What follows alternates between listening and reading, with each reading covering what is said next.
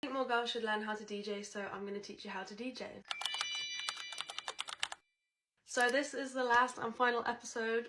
I just want to talk really lightly about stage presence, because when you start getting gigs, it's good to know. When you're DJing, you are also performing. You are obviously the selector, you're bringing the music, but you also need to put on a performance. If you're a DJ and you're stood there and you're literally just like, how boring is that? Like, let's be for real. Obviously this comes in time, you'll get more confident. You need to bring a performance, you need to have a little bop, you could do a little gum finger, whatever you want to do, but you just need to move around and make it look like you're enjoying it, because if you're not enjoying it, then no one else is going to be enjoying it. Bring some energy to the crowd, and a lot of the times, yes, you will play to nobody. Just bring the vibes anyway, do you know what I mean? Like, it stands out a lot more than someone that's just like...